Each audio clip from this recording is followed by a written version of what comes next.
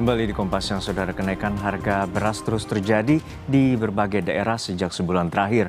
Di Gorontalo misalnya harga beras mencapai Rp17.000 per kilogram. Kenaikan harga beras juga terjadi di kota Brastagi dan Manado.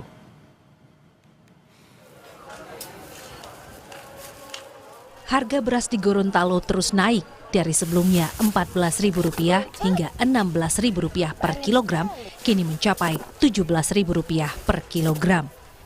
Kenaikan harga bervariasi tergantung jenis dan kualitas beras.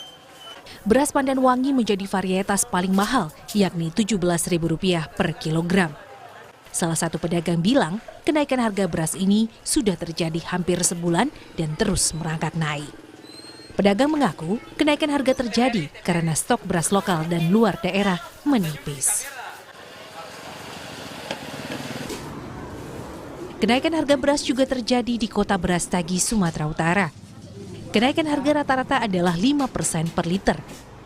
Pedagang mengaku keuntungan mereka berkurang drastis karena daya beli masyarakat juga turun.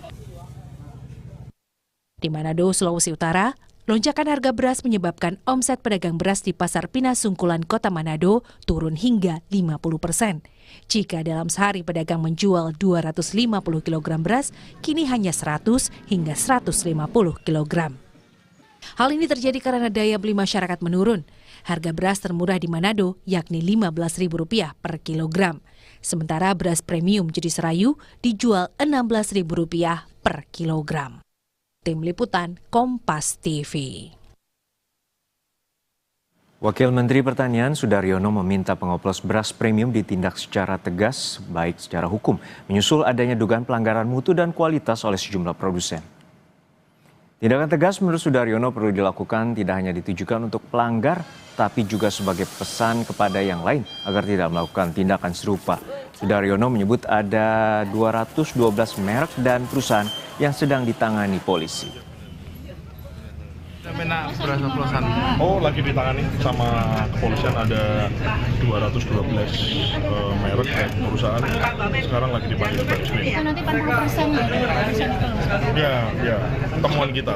Makanya ya harus ini jadi momen yang baik kita tindak tegas supaya semua tertib. Kita nggak mau lihat yang ke belakang, kita mau tertib ke depannya kita tegas.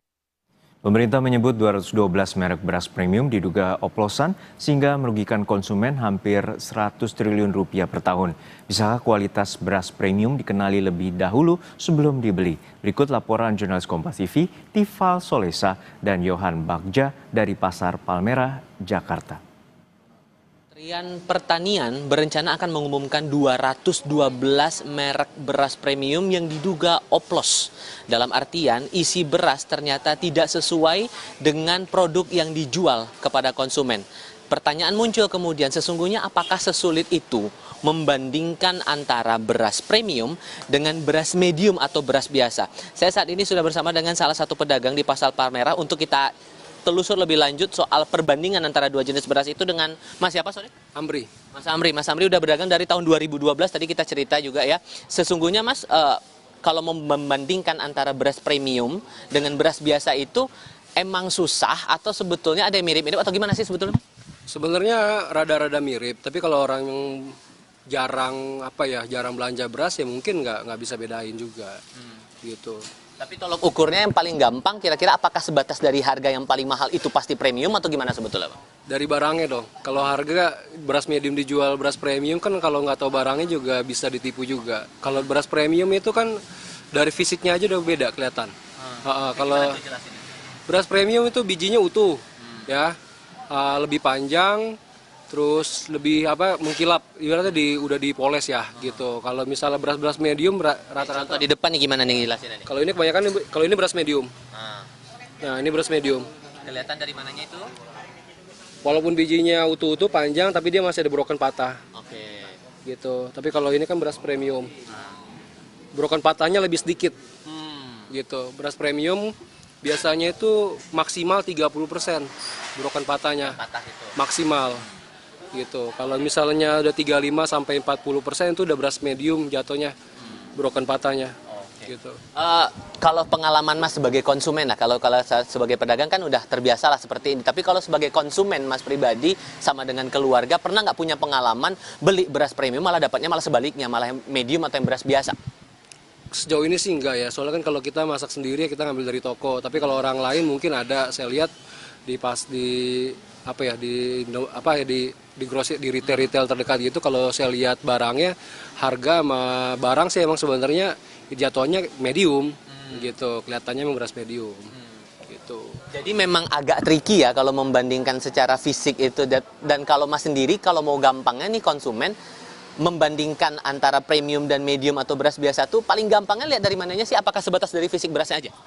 Dari brokernya aja, biji patahnya. Kalau misalnya biji patahnya kelihatan kelihatan banyak, itu sebenarnya jatuhnya medium. Tapi dari kualitas nasi sih nggak jelek, bagus juga. Sama gitu. Mas Amri, thank you ya. Udah mau bagi-bagi pengetahuan nih barang-barang kita semua.